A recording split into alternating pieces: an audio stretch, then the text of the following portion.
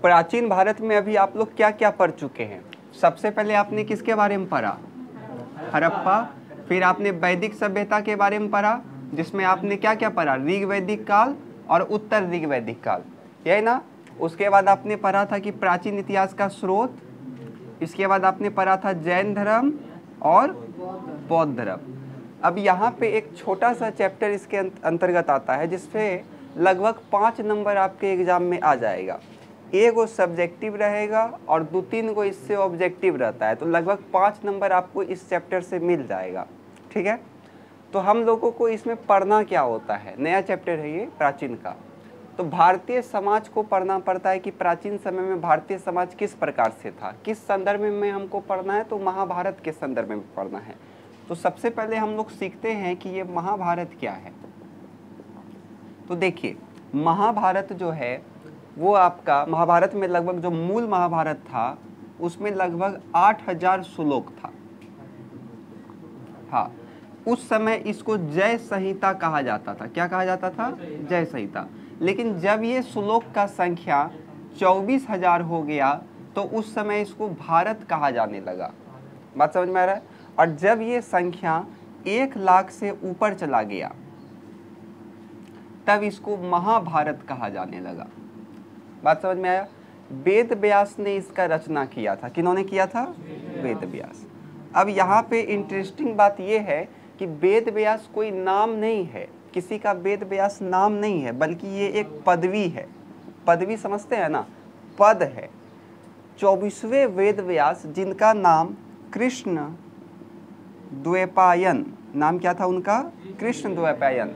इन्होंने महाभारत का रचना किया था, लेकिन इनका जो पदवी था वो क्या था? वेद व्यास। वेद व्यास का मतलब होता है कि वेदों का ज्ञाता। ठीक है, यहाँ तक में? तो ये था आपका महाभारत के बारे में जानकारी। और जिस प्रकार से रामायण में अध्याय होता है, कांड होता है, उसी प्रकार से इसमें पर्व होता है। क्या होता है? पर्व। और इसी में से एक पर्व है भीष्म पर्व, और उसी भीष्म पर्व को हम लोग कहते हैं श्रीमद् भगवत गीता। एक कथा, श्रीमद् भगवत गीता। बात समझ में आ रहा है? तो महाभारत क्या है, इसमें किसी को कोई दिक्कत है? तो सबसे पहले हम लोगों को इसमें लिखना है कि मूल महाभारत में, मूल महाभारत मतलब स्टार्टिंग में, उसमें लगभग कितना श्लोक था? 8000 श्लोक था। उस समय इसको क्या कहा जाता था? जय संहिता कहा जाता था। उसके बाद जब श्लोक का संख्या 24,000 हो गया तो इसको क्या कहा जाने लगा? भारत कहा जाने लगा। और जब इसका संख्या 1 लाख से ज़्यादा हो गया तो इसको क्या कहा जाने लगा? महाभारत कहा जाने लगा। ठीक है, महाभारत के रचयिता कौन थे? वेद व्यास थे। वेद व्यास कोई नाम नहीं है, बल्कि क्या है? पदवी है। 24वें वेद व्यास, कितना नंबर का? 24वें वेद व्यास, जिनका नाम क्या था? कृष्ण द्वैपायन। इन्होंने ही वेद महाभारत का क्या किया था? रचना किया था। रामायण की तरह इसमें अध्याय नहीं होता है, बल्कि क्या होता है? इसमें पर्व होता है। बात समझ में आया? कई खंड में बटा होता है तो उसको अध्याय नहीं कहा जाता है, उसमें क्या कहा जाता है? पर्व कहा जाता है। बात समझ में आया? तो एग्जाम में पूछा गया था एक बार कि महाभारत के संदर्भ में आप क्या जानते हैं, तो क्या लिखिएगा इसमें? मूल महाभारत में लगभग 8000 श्लोक थे, जिसे जय संहिता कहा जाता था। किंतु जब इस श्लोक का संख्या 24,000 हो गया तो इसको भारत कहा जाने लगा। और जब यही संख्या 1 लाख से ज़्यादा हो गया तो इसको क्या कहा जाने लगा? महाभारत का हो जाएगा। महाभारत के रचयिता वेद व्यास थे। वेद व्यास कोई नाम नहीं है, बल्कि क्या है? पदवी है। 24वें वेद व्यास, जिनका नाम कृष्ण द्वैपायन था, इन्होंने ही महाभारत का क्या किया था? रचना किया था। रामायण के तरह इसमें अध्याय नहीं होता है, बल्कि इसमें क्या होता है? पर्व होता है। आया समझ में? तो महाभारत के बारे में समझने में किसी को कोई दिक्कत? चलिए जल्दी से लिखिए, महाभारत लिख करके डैश दीजिए। महाभारत में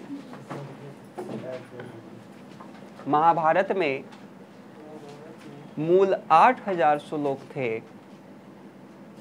महाभारत में मूल 8000 श्लोक थे। मूल 8000 श्लोक थे, जिसे जय संहिता कहा जाता था। मूल 8000 श्लोक थे, जय संहिता कहा जाता था, जिसे जय संहिता कहा जाता था। जब इसकी संख्या 24,000 हुआ, जब इसकी संख्या 24,000 हुआ जब इसकी संख्या 24,000 हुआ तो इसे भारत कहा जाने लगा। तो इसे भारत कहा जाने लगा।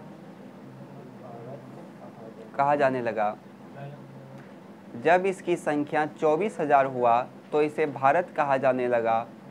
और जब यह संख्या 1 लाख हुआ तो इसे महाभारत कहा जाने लगा। जब यह संख्या 1 लाख हुआ तो इसे महाभारत कहा जाने लगा।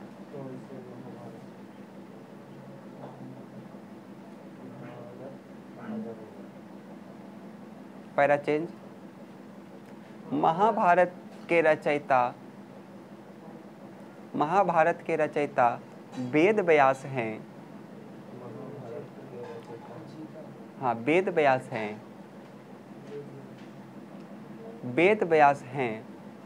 वेद व्यास कोई नाम नहीं बल्कि पदवी है। वेद व्यास कोई नाम नहीं बल्कि पदवी है। नाम नहीं बल्कि पदवी है। 24वें वेद व्यास कृष्णद्वैपायन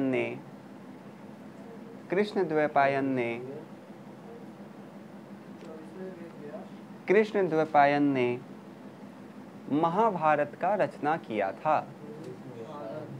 कृष्णद्वैपायन ने महाभारत का रचना किया था।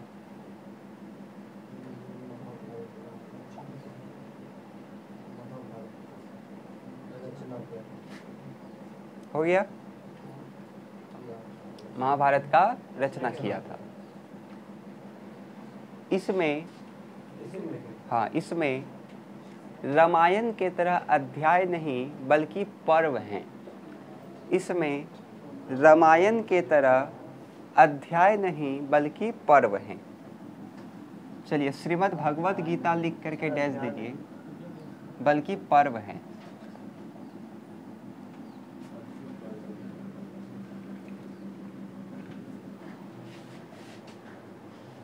श्रीमद् भागवत गीता लिख करके डैश दीजिए।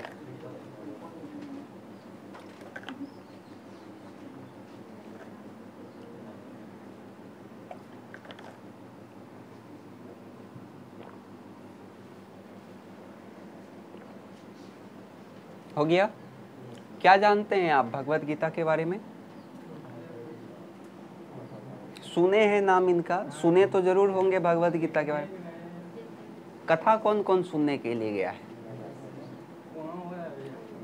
श्रीमद् भागवत कथा सुनने कौन कौन गया है? आप गए हैं। और कोई गया है? नहीं। एसी में बैठा हुआ, कूलर में बैठा हुआ बाबा जी बोलेंगे इसको पढ़ते हुए, कृष्ण जी कहते हैं कि पैसा से मोह मत रखो। और यही बोलने के लिए वो 18-20 लाख रुपया लेकर के आता है। सुनने वाला गर्मी में सड़ रहा है और वो एसी में बैठ करके कथा दे रहा है। तो बात समझ में आया आपको? तो यहाँ तक में दिक्कत है किसी को? तो श्रीमद् भागवत गीता के बारे में आपको क्या बोलना है? श्रीमद् भागवत गीता जो है वो महाभारत के भीष्म पर्व से लिया गया है। किस पर्व से लिया गया है? भीष्म पर्व से। एग्जाम में एक बार पूछा था कि श्रीमद् भगवत गीता किस पर्व से सम्मिलित है। ऑप्शन में दिया हुआ था वहां पे गीता, कृष्ण, भीष्म और एक कुछ इसी प्रकार से था। और सब बच्चा मारा है कृष्ण और किसी ने गीता मारा, लेकिन होता क्या? भीष्म होता। बात समझ में आया? तो श्रीमद् भागवत गीता महाभारत के भीष्म पर्व से लिया गया है। ठीक है, जिसमें श्री कृष्ण ने युद्ध के मैदान में अर्जुन को क्या दिया था? ज्ञान दिया था। अर्जुन को उन्होंने क्या दिया था? ज्ञान दिया था। उसी ज्ञान का संकलित रूप को हम क्या बोलते हैं? श्रीमद् भागवत गीता बोलते हैं। बात समझ में आया? और जब आप इसको कथा के रूप में बोलिएगा तो उसको श्रीमद् भागवत कथा बोलेंगे। ठीक है, इसमें लगभग 18 अध्याय यानी कि 18 पर्व है और लगभग 700 श्लोक है। बात समझ में आया? इसमें लगभग 18 पर्व यानी कि अध्याय और 700 क्या है? श्लोक है। तो यहाँ तक में किसी को कोई दिक्कत है? बस यही है श्रीमद् भगवत गीता। तो एक बार पूछा भी था 2 नंबर में, एगो यही क्वेश्चन पूछता है और एगो पूछता है विवाह के बारे में कि श्रीमद् भगवत गीता के बारे में संक्षिप्त टिप्पणी करें। तो क्या लिखिएगा इसमें? श्रीमद् भगवत गीता महाभारत के भीष्म पर्व से लिया गया है। इसमें श्री कृष्ण जो है युद्ध के मैदान में अर्जुन को क्या दे रहे हैं? ज्ञान दे रहे हैं, शिक्षा दे रहे हैं। उसी को क्या बोला गया है? श्रीमद् भगवत गीता कहा गया है। और इसमें लगभग 18 पर्व है और लगभग कितना श्लोक है? 700 श्लोक। क्लियर है यहाँ तक में? चलिए लिखिए। श्रीमद् भागवत गीता महाभारत के भीष्म पर्व से लिया गया है। श्रीमद् भागवत गीता महाभारत के भीष्म पर्व से लिया गया है, जिसमें श्री कृष्ण महाभारत के भीष्म पर्व से लिया गया है, जिसमें श्री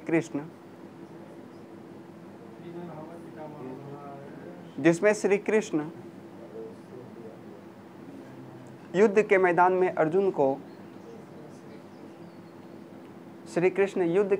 अर्जुन को ज्ञान देते हैं।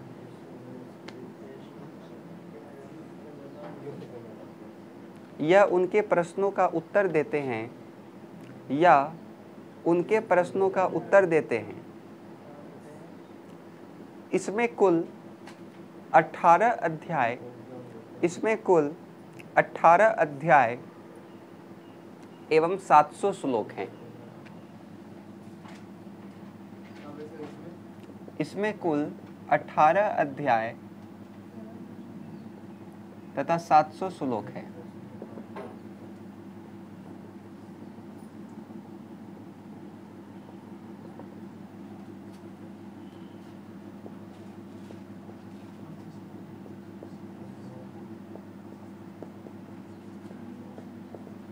चलिए इसको ध्यान से समझिएगा। महाभारत के समय में या महाभारत से हमको क्या ज्ञात होता है कि प्राचीन समय में हम लोगों का समाज किस प्रकार से था। तो इसमें सिंपल आपको लिखना है कि प्राचीन समय में जो हम लोग का परिवार था वो कैसा था? पितृसत्तात्मक था, जिसमें घर का जो पुत्र होता था, बड़ा पुत्र होता था, उसको क्या बनाया जाता था? उत्तराधिकारी बनाया जाता था। बात समझ में आया? क्या लिखना है आपको इसमें? तो इसमें सबसे पहले आप लिखिएगा कि प्राचीन समय में जो भारत का परिवार था या भारतीय समाज का परिवार था वो कैसा था? पितृसत्तात्मक था। और जो घर का बड़ा पुत्र होता था, ज्येष्ठ पुत्र होता था, उसको अगला उत्तराधिकारी घर का बनाया जाता था। ठीक है यहाँ तक में? फिर गोत्र क्या है? तो गोत्र का शुरुआत जो है वो लगभग 1000 ईस्वी या 1000 ईसा पूर्व के लमसम में शुरू हुआ था, जो किसी ऋषि के नाम पे रखा जाता था। बात समझ में आया? गोत्र का नियम क्या होता था? तो गोत्र का नियम होता था कि आप एक ही गोत्र में विवाह नहीं कर सकते हैं। क्यों नहीं कर सकते हैं? क्योंकि ऋषि एक के है, उसी का आप वंशज हैं, तो उस हिसाब से आप लोग क्या हो गए? भाई बहन हो गए ना। बात समझ? अब जैसे ऋषि कश्यप, अगर किसी का गोत्र कश्यप होगा तो कश्यप ऋषि जो हुए, जितना कश्यप गोत्र वाला होगा सब उसी का बाल बच्चा हुआ माना जाएगा। तो सब आपस में क्या हुआ? भाई बहन हुआ। इसलिए कहा जाता है कि एक गोत्र में कभी भी विवाह नहीं किया जाता है। बात समझ में आया? लेकिन अब इस सबका सत्यानाश होते रह रहा है। आजकल का नव पीढ़ी लोग को मान रहा है क्या गोत्र, क्या फलना। आप लोग को तो पता भी नहीं होगा कि आप लोग का गोत्र क्या है। हमको खुद नहीं पता है कि मेरा गोत्र क्या है। जाके अपना दादा दादी से पूछे आपका गोत्र क्या है, हमसे पूछता है। और दूसरा गोत्र क्या है? तो यदि स्त्री का विवाह हो जाता था तो विवाह के पहले वो किसका गोत्र को लेके चलती थी? अपना पिता का गोत्र को लेके चलती थी। लेकिन जब विवाह हुआ तो उसका गोत्र बदल जाएगा, तो अब वो अपना किसका गोत्र लेकर के चलेगी? तो अपना पति का गोत्र लेकर के चलेगी। बात समझ में है? हाँ, उनका पति का जो गोत्र होगा वही गोत्र ऑटोमेटिक उनका भी हो जाएगा। गोत्र क्या होता है? आप जाकर के कोई पुराना आदमी से पूछिएगा क्या होता है गोत्र। बस हम यहाँ पे आपको यही बता सकते हैं कि लगभग 1000 ईसा पूर्व गोत्र परंपरा का शुरुआत हुआ था। इसमें किसी ऋषि के नाम पर हम लोगों को गोत्र मिलता था और हम लोग उसी के वंशज माने जाते थे। बात समझ में आया? इसमें किसी को कोई दिक्कत है? हाँ, आपको गोत्र बता सकता है वो।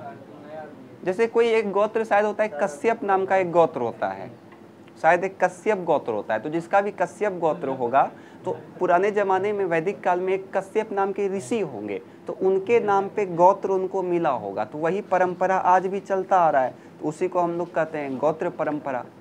आया समझ में यहाँ तक में? चलिए लिख लीजिए इसको। परिवार में डैश दे करके लिखिए। परिवार पितृसत्तात्मक था। परिवार पितृसत्तात्मक था। परिवार पितृसत्तात्मक था। घर के ज्येष्ठ पुत्र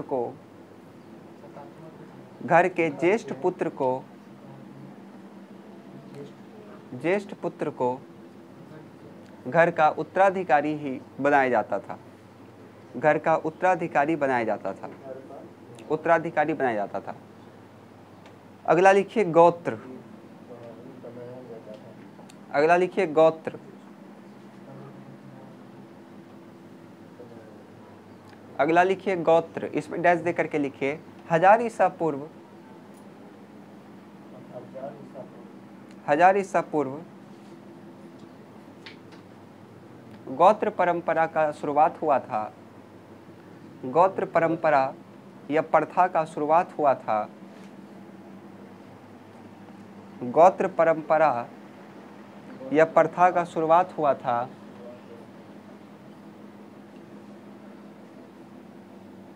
जिसमें किसी ऋषि के नाम पर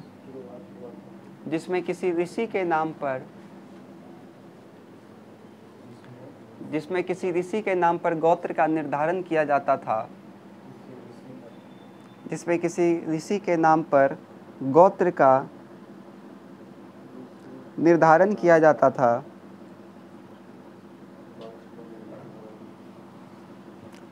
और व्यक्ति को उसका वंशज माना जाता था। और निर्धारण किया जाता था और व्यक्ति को उसका वंशज माना जाता था।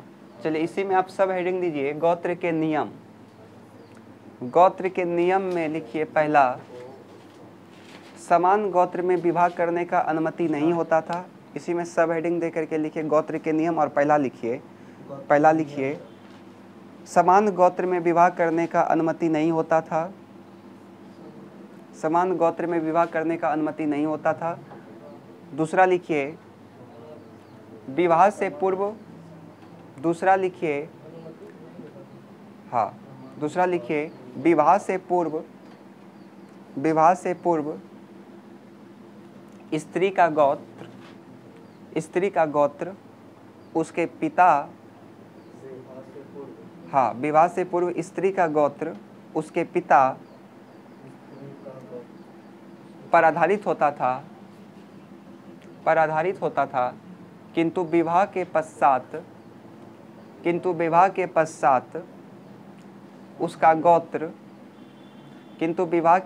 उसका गोत्र उसके पति पर होता था। किंतु विवाह के पश्चात उसका गोत्र उसके पति के गोत्र पर होता था। अगला हेडिंग दीजिए विवाह।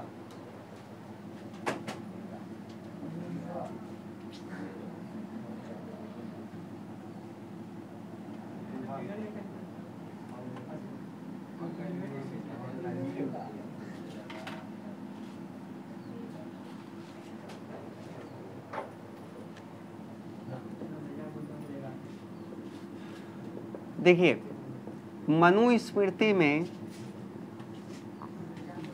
8 प्रकार के विवाह का वर्णन है। कितने प्रकार का विवाह का वर्णन है? अभी हम आप लोग से पूछेंगे अभी आप लोग को कौन सा विवाह पसंद है। 8 विवाह का हम नाम लिख रहे हैं।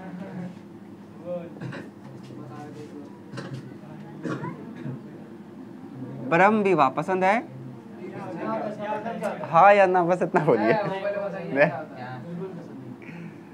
देव विवाह पसंद है? ये भी पसंद नहीं है। आर्ष विवाह पसंद है?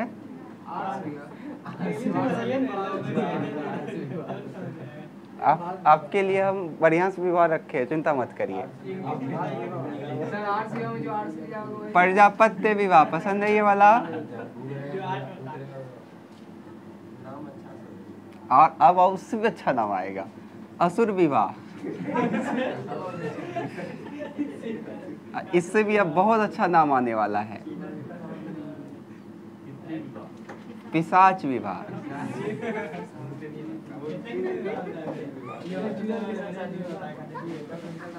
राक्षस विवाह।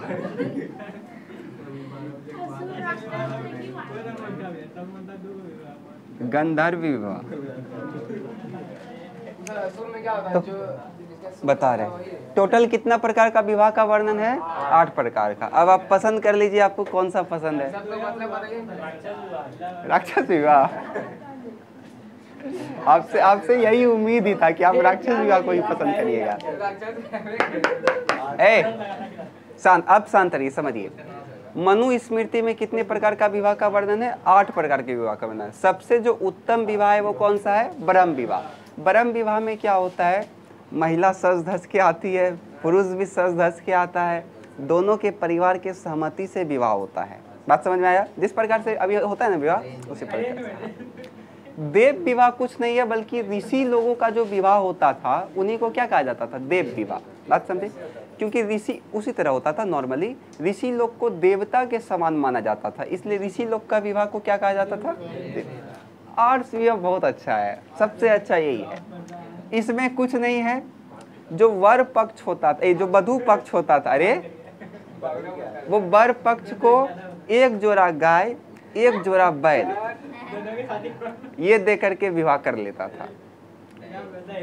एक प्रकार से आप ये भी समझ सकते हैं। प्रजापत्य विवाह में जो वधू का पिता होता था, वधू मतलब समझ रहे हैं ना, कन्या का जो पिता होता था वो वर से वादा लेता था कि आप लोग साथ में, वर मतलब दूल्हा, कि सामाजिक जो नियम है उसका पालन करिएगा, समाज का जो नियम है वो पालन करिएगा और एक अच्छे दंपत्ति के तरह कार्य करिएगा। अब आया तो देखिए, असुर विवाह में क्या होता था? यथाशक्ति धन के द्वारा किसी खरीद लिया किसी महिला को, उससे विवाह कर लेता था। पूरा यथाशक्ति धन है, खरीद लिया जाकर के। इतना कितना चाहिए? 2 लाख, लो 2 लाख, चलो आज ये मेरा हो गया। पिशाच विवाह बहुत गलत होता था। किसी भी अचेत महिला के साथ शारीरिक संबंध बना करके उसके साथ जबरदस्ती क्या किया जाता था? विवाह किया जाता था। राक्षस विवाह में जो अभी एक बच्चा बोला था कि हम राक्षस विवाह करेंगे, राक्षस विवाह मतलब वो किसी महिला का अपहरण कर लिया, किडनैप कर लिया और जबरदस्ती उसके साथ विवाह कर लेता था। हाँ, ये जो गंधर्व विवाह है, यही गंधर्व विवाह आजकल बहुत प्रचलित है। अब आप समझ गए होंगे कौन सा विवाह है, समझ गए होंगे। इसमें जो होता था वो लड़का और लड़की एक दूसरे के गुणों से आकर्षित होकर के विवाह करता था। हाँ, अभी जैसे लव मैरिज का नाम सुने होंगे आप लोग। तो गंधर्व विवाह समझ में आया आपको? और सबसे जो कम टिकता था वो भी यही था। अभी भी आप देखिएगा, अगर 100 लव मैरिज हुआ है तो 100 में से 90 का तलाक हो ही जाता है इन फ्यूचर में। और जो 10 ठो बचता है उसमें से 9 ठो तो अपना माथा ही पटकता है कि झूठका कर लिए, क्या था और क्या। हम तो ऐसा ही देखें, पता नहीं आप लोग एग्जाम्पल देखे हैं कि नहीं। तो समझ में आया आप लोग को? 8 विवाह में किसी को कोई दिक्कत है? एक एक करके हम फिर से रिपीट कर देते हैं, उसको ध्यान से समझिएगा। सबसे पहला है आपका ब्रह्म विवाह, देव विवाह, आर्ष विवाह। अच्छा, नाम याद रखने का ट्रिक हम सिंपल बता देते हैं आपको। ब्रह्म देवा याद रहेगा ना? ब्रह्म देवा याद रहेगा तो ब्रह्म हो गया, देव हो गया और आ से क्या हो गया? आर्ष हो गया। ये 3 गो याद हो गया। ब्रह्म देवा से आपको 3 गो याद है, ब्रह्म देव आर्ष। क्लियर है? उसके बाद प्रजापत्य आप याद रख लीजिएगा, फिर असुर पिशाच राक्षस, एक तो फिर बचेगा आपका गंधर्व विवाह। आया समझ में? ब्रह्म विवाह में क्या होता था? तो स्त्री और पुरुष दोनों सज धज के एकदम आराम से विवाह होता था। इसमें देव विवाह, जब ऋषि लोग का विवाह होता था तो उनको देव विवाह कहा जाता था। आर्ष विवाह मतलब 1 जोड़ा गाय और बैल को दान में देकर के विवाह किया जाता था। प्रजापत्य विवाह में जो वधू का पिता होता था वो वर से वादा लेता था कि आप दोनों मिलकर के सामाजिक नियमों का दायित्व करिएगा और एक अच्छा जीवन को व्यतीत करिएगा। असुर विवाह में किसी को यथाशक्ति धन के द्वारा विवाह कर देता था। पिशाच विवाह में किसी पागल या अचेत के साथ शारीरिक संबंध बनाने के पश्चात ये विवाह किया जाता था। राक्षस विवाह में क्या कर लिया जाता था? अपहरण कर लिया जाता था। और गंधर्व विवाह में एक दूसरे के गुणों से क्या होता था? हाँ, लव मैरिज जिसको बोलते हैं, जो आजकल बहुत ज़्यादा प्रचलित है। तो यहाँ तक में किसी को कोई दिक्कत है? हो जाएगा? क्लियर है? देखिए, कुछ भी करिए लेकिन गंधर्व विवाह में जब तक घर का परमिशन नहीं हो आप लोग को करना नहीं चाहिए, है कि नहीं? जो आपको जो आपको 9 महीना कोख में रखा है उसका कम से कम इज्जत को तार तार मत करिएगा। आप लोग को हम सजेशन देते हैं, छोटा छोटा भाई बहन है आप लोग मेरे, कुछ भी करिए, लव मैरिज करना करिए, क्या दिक्कत है, लेकिन आपका जो जन्मदाता है उनको ठोस नहीं पहुंचना चाहिए। 9 महीना आपको कोख में ढोया है वो आपकी माता श्री, कितना कष्ट पहुंचता होगा। अब पीछे जो बेहुदा लोग बैठ गया है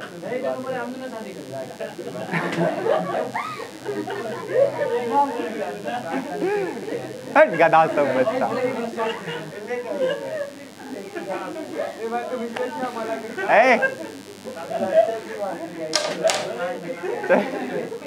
लिखिए तो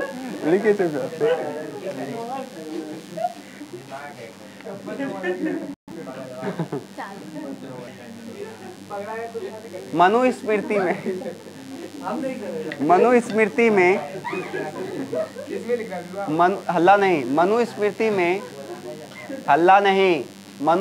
में 8 प्रकार के विवाह का वर्णन है। ये 8 ऊपर काहे लिखते हैं, कई बार हम समझाएं कि नंबर वो भी ऊपर लिखा करिए। मनुस्मृति में 8 प्रकार के विवाह का वर्णन है।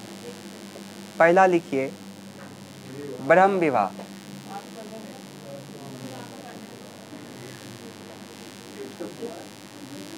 इतना जो गप याते हैं बाबू आप लोग, अच्छा लगता है गप करना, चल जाइए तो सबसे पीछे वहां जाकर के बैठ जाइए।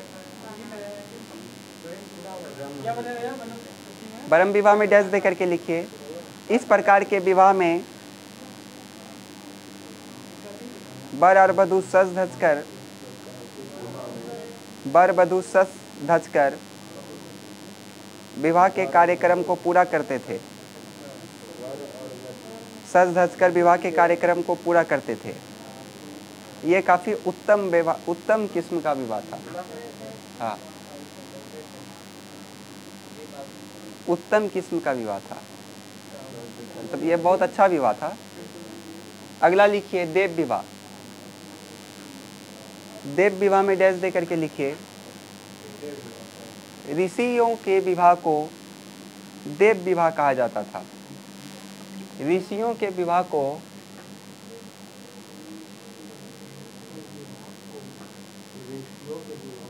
हाँ देव विवाह कहा जाता था। अगला लिखिए आर्ष विवाह में डैश दे करके लिखिए, इस प्रकार के विवाह में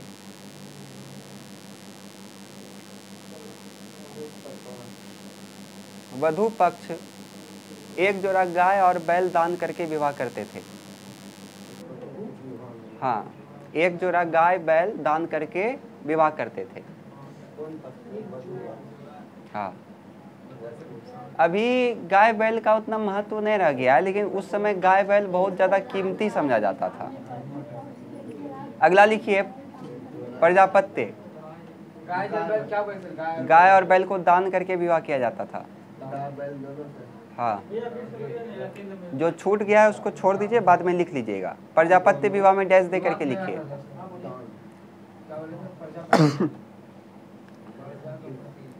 इस प्रकार के विवाह में वधू के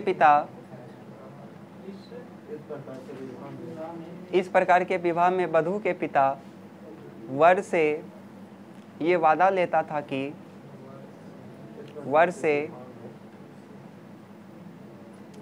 लेता था कि दोनों मिलकर सामाजिक दायित्व को निभाएंगे। वादा लेता था कि दोनों मिलकर सामाजिक दायित्व को निभाएंगे।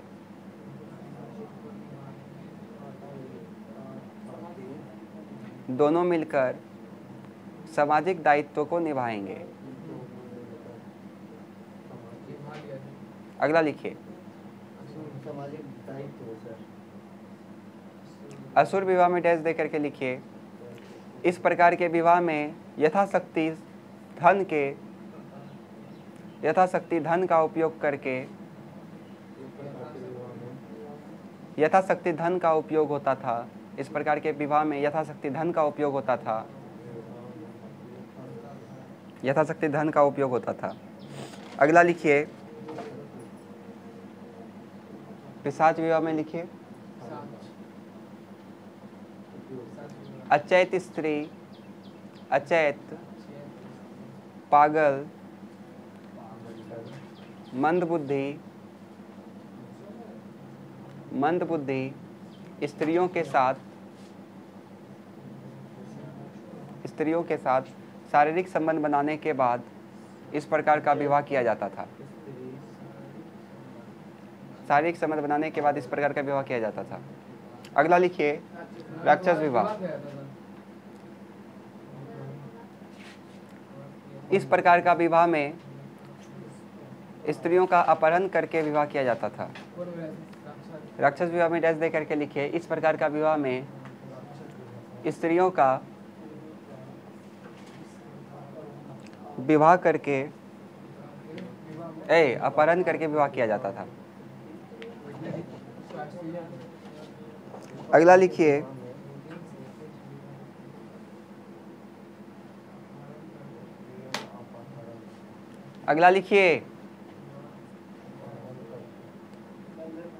गंधर्व विवाह में डैश दे करके लिखिए, इस प्रकार के विवाह में स्त्री और वर और वधू या स्त्री पुरुष लिखिएगा। इस प्रकार के विवाह में स्त्री और पुरुष एक दूसरे के गुणों से आकर्षित होते थे, एक दूसरे के गुणों से आकर्षित होते थे तब विवाह करते थे। इस प्रकार के विवाह में स्त्री पुरुष एक दूसरे के गुणों से आकर्षित होते थे तब विवाह करते थे। हो गया?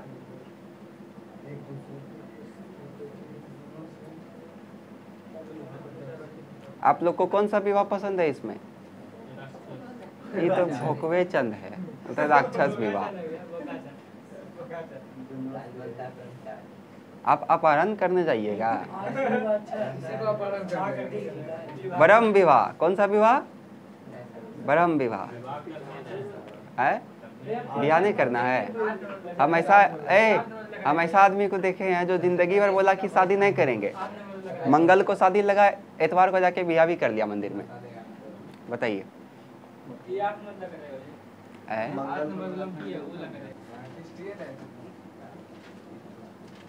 चलिए अब अन्य विवाह के प्रकार में डैश देकर के लिखिए।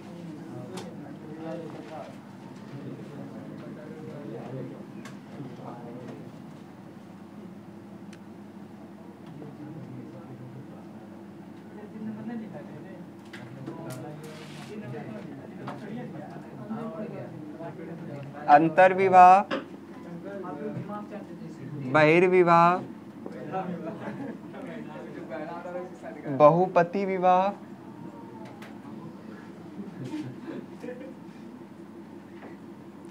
वो वाला बहु नहीं है, बहुपत्नी विवाह। याद करने के ट्रिक से आप रख सकते हैं। देखिए, अंतर विवाह मतलब होता था कि एक के गोत्र में अगर कोई विवाह कर लिया है तो उसको हम लोग क्या बोलते थे?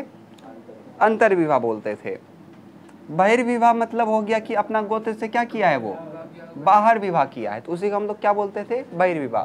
बहिर्विवाह ही आमतौर पर होता है, लेकिन अंतर विवाह करने का परमिशन हम लोग का धार्मिक ग्रंथ नहीं देता है। क्यों? क्योंकि हम लोग का जो गोत्र होता है वो माना जाता है कि हम लोग एक ही ऋषि का क्या है? वंशज है, और आपस में क्या है? भाई बहन है।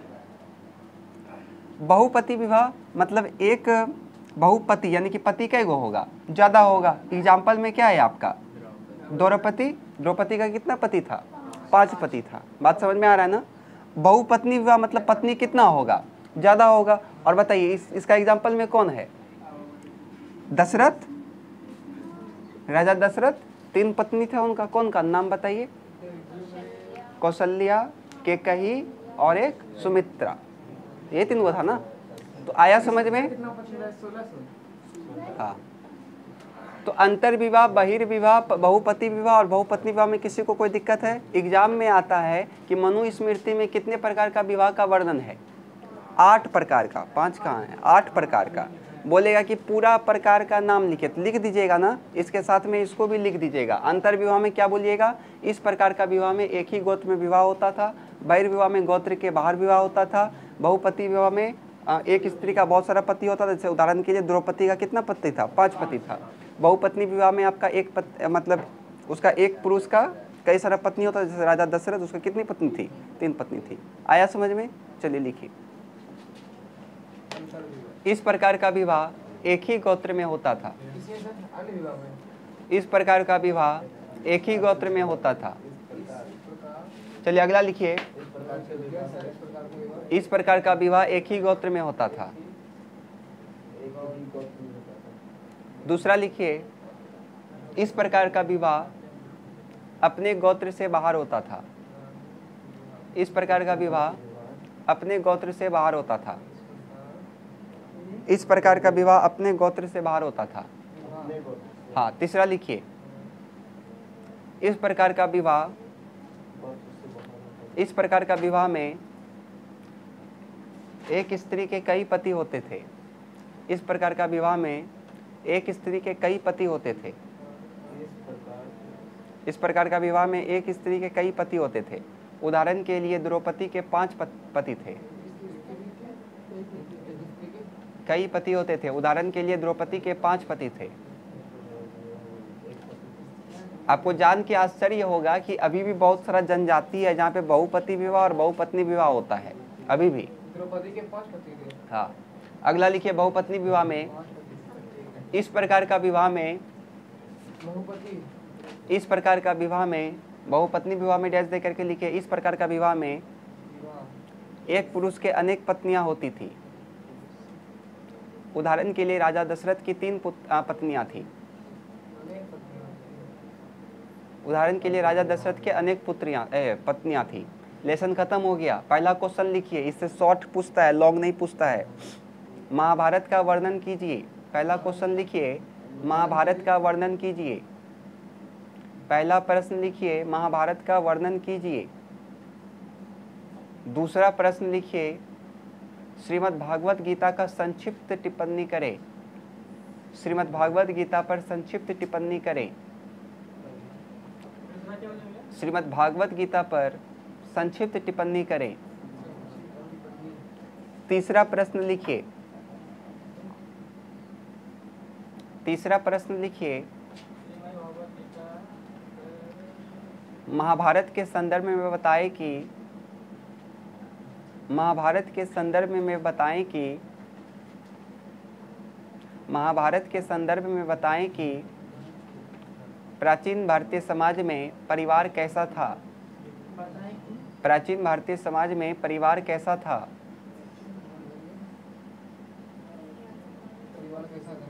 अगला प्रश्न लिखिए, गोत्र का वर्णन कीजिए एवं इसके नियम को लिखें।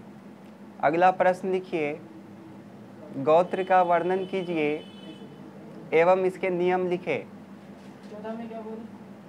अगला प्रश्न लिखिए, विवाह के प्रकार को लिखें। ये लेसन आपका खत्म हो गया। विवाह के प्रकार को लिखें।